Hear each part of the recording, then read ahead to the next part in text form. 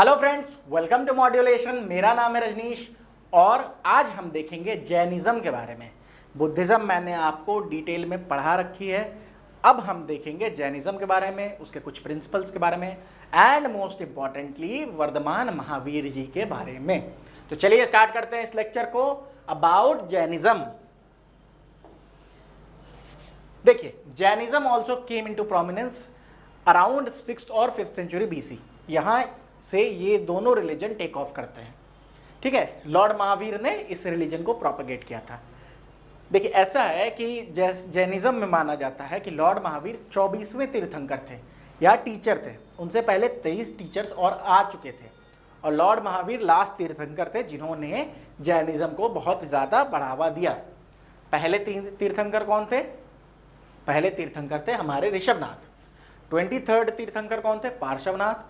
24वें Lord Mahavir, Varthaman Mahavir.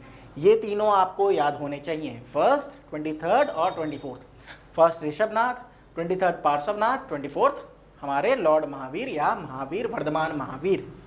Parshvanath के नाम पे आप बहुत सारी कॉलोनीज दिल्ली के अराउंड देख लोगे। At the same time Parasnath मंदिर एक बहुत फेमस है जो कि झारखंड में है। बहुत ही खूबसूरत मंदिर है और वो चूंकि बहुत हाइट पे है इसीलिए नज़ारा भी बहुत सुंदर है। ठीक है, तो ये है हमारा तीन हमारे तीर्थंकर के बारे में हमने पढ़ा, फर्स्ट, 23rd, 24th। अब जैन शब्द आता कहाँ से? जैसे बुद्ध का मतलब होता है द एनलाइटेंड वन, तो जैन शब्द जो है वो आता है जिना से, जिना या फिर जैना, और इसका मतलब होता है कॉन्क्वरर। कॉन्क्वरर मतलब जो जीत चुका हो, किस चीज़ को? अपने डिजायर्स को, वो है जिना। ठीक है, चलिए वर्धमान महावीर के बारे में कुछ बातें कर लें। वर्धमान महावीर 540 बीसी में, गौतम बुद्ध 563 बीसी, ये 540 बीसी। ये कहाँ? कुंडाग्राम। कुंडाग्राम कहाँ पे है? ये है वैशाली में, बिहार में। इनके पिता का नाम सिद्धार्थ था, माता का नाम त्रिशला था, और सिद्धार्थ गौतम बुद्ध के बचपन का भी नाम था। 30 की उम्र में इन्होंने घर छोड़ दिया और एसेटिक बन गए, मतलब एक साधु बन गए। 12 साल बाद, 30 में 12 जोड़ेंगे 42 हो जाएगा।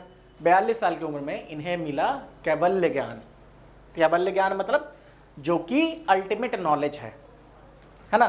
जैसे हम निर्वाण की बात करते हैं, हम मोक्ष की बात करते हैं, ये जो ज्ञान है ना वही है कैवल्य ज्ञान। कैवल्य का मतलब भी वही होता है कि आप नेचर को, रियलिटी को आप समझ लो, उसे कैवल्य बोला जाता है।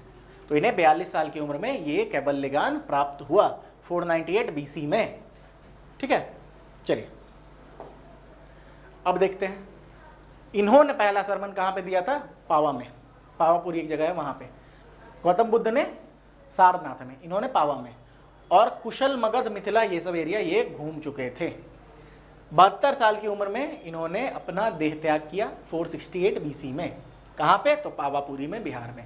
बिहार में एक एरिया है जिसे हम बिहार शरीफ कहते हैं, वहाँ पे ये एरिया है पावापुरी, जहाँ पे इन्होंने अपने देह को त्यागा था।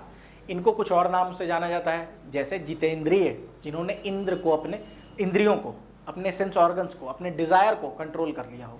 ठीक है, फिर अरिहंत कहा जाता है इन्हें, और इन्हें कहा जाता है कि इन्हें पास अवाधि ज्ञान प्राप्त था इनको, मतलब सुपर ह्यूमन इंसाइट या कॉग्निशन इनको प्राप्त था। ठीक है, ये है ये वर्धमान महावीर के बारे में। चलिए आगे देखते हैं। कुछ कोर डॉक्ट्रिन्स है जैनिज्म के और बहुत खूबसूरत डॉक्ट्रिन्स है, 5 हैं इन टोटल। ठीक है, तो हम पांचों को एक एक करके देखेंगे। ठीक है, पहला डॉक्ट्रिन है अनेकांतवाद, मतलब कि जो भी रियलिटी है, थियरी ऑफ मल्टीपल रियलिटीज। जैसे हम बोलते हैं हिंदुइज्म में है एकम सत्य विप्र बहुधा वदंती, सत्य जो है उसका अलग अलग रूप हो सकता है, वही चीज़ यहाँ है। कोई भी ट्रुथ अल्टीमेट ट्रुथ नहीं है। ठीक है, इसके अलग अलग ट्रुथ हो सकते हैं रिलेटिव स्टैंड पॉइंट से। जैसे मैं एग्जांपल देता हूँ, आप अगर किसी चीज़ को देख रहे हो तो आपको लगता है ये ब्लू कलर का है, कोई जानवर जो कलर ब्लाइंड है वो देखेगा तो उसे लगेगा ये वाइट है। तो अब सच क्या है? उसके हिसाब से वो सच है, आपके हिसाब से वो सच है। तो ट्रुथ जो है वो रिलेटिव है, ये है अनेकांतवाद। दूसरी चीज़ है स्यादवाद, मतलब ये है डॉक्ट्रिन ऑफ कंडीशनड प्रेडिक्शन, कि जो भी चीज़ें हैं चूंकि ये अल्टीमेट नहीं है, ठीक है, ये रिलेटिव हैं, इसीलिए कोई भी चीज़ पूरा का पूरा सच या झूठ सच पूरा नहीं हो सकता है। तो आपको स्यात वर्ड को यूज़ करना है कि ये जो है रिलेटिवली सही है। जैसे साइंस की भाषा में समझाऊँ आपको, आप जैसे एक ट्रेन में बैठे हो, को पैसेंजर के रेस्पेक्ट में आप किस मोशन आप हो, रेस्ट में। अगर बाहर से कोई आदमी आपको देखेगा तो आप मोशन में दिखोगे।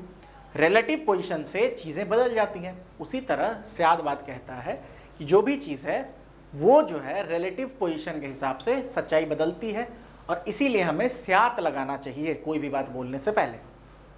तीसरी चीज़ न्यायवाद है, जो कि theory of partial stand point, कि कोई भी स्टैंड पॉइंट अपने आप में पूरा नहीं है, ठीक है, वो पार्शियल है और अलग अलग स्टैंड पॉइंट्स हो सकते हैं।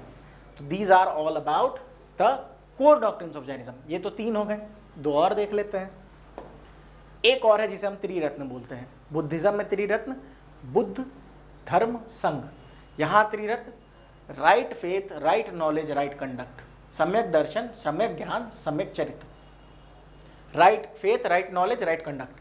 आप याद करने के लिए KFC यूज कर सकते हो। राइट नॉलेज मतलब आप चेंज कर लेना इसको अपने हिसाब से, K से नॉलेज, F से फेथ और C से कंडक्ट, KFC, ठीक है। और भी कुछ बनाना चाहो तो अपना बना सकते हो आप।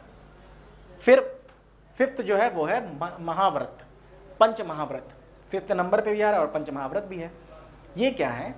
ये कुछ चीज़ें हैं जो आपको फॉलो करनी है। कौन कौन से? सबसे पहला नॉन वायलेंस, आपको नॉन वायलेंट होना है। ये चीज़ें बुद्धिज़्म भी सिखाता है, गांधी जी भी इस पर बहुत जोर डालते थे। अहिंसा, सत्य अहिंसा, देखो दोनों गांधी जी जो बोलते थे यहाँ पे है। दूसरी चीज़ है नॉन स्टीलिंग, चुराना नहीं है, अस्तेय, कि जो चीज़ आपके पास, और एक चीज़ इसमें ये भी आता है कि ज़रूरत से ज़्यादा किसी चीज़ को नहीं रखना है, आपको जितनी ज़रूरत है उतना ही रखें। तीसरा चीज़ जो है वो ट्रुथ, सत्य जिसे बोलते हैं। चौथा है सेलिबसी, ब्रह्मचर्य, ठीक है, जो लॉर्ड महावीर ने जोड़ी थी। और 5वां है अपरिग्रह, नॉन पोजेशन ऑफ प्रॉपर्टी। अब आप बोलेंगे सर बातें आपकी बहुत अच्छी कर रहे हो, लेकिन कहाँ जैन लोग भी कहाँ फॉलो कर पाते हैं? प्रॉपर्टी तो इनके पास भर भर के होती है। तो बच्चों मैं आपको ये बताऊंगा कि ये 5 जो जैन मॉन्क है उनके लिए है।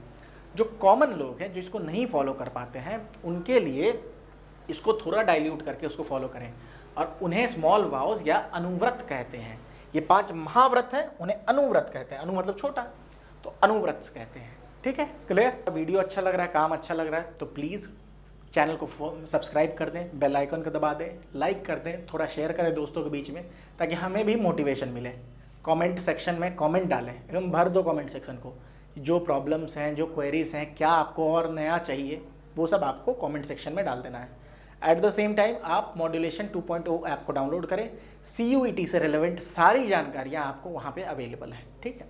हमने आपके लिए बहुत अच्छे से क्यूरेट किया कोर्स, ताकि आपकी नीड्स को ध्यान में रखते हुए कि आप कोई भी क्वेश्चन कहीं से ना छोड़ो, ठीक है। तो इसीलिए हमने ये कोर्स बनाया है। आपको और इन्फॉर्मेशन चाहिए तो 9015578199 पे आप कॉल कर सकते हो। At the same time CUET modulation CUET 2024 करके हमारा टेलीग्राम चैनल है, उसको भी आप ज्वाइन कर सकते हैं, ठीक है। तो this was all for this class. For more such videos, please subscribe the channel, please like our videos, please share our videos, and for your exam, keep on revising things. Take care.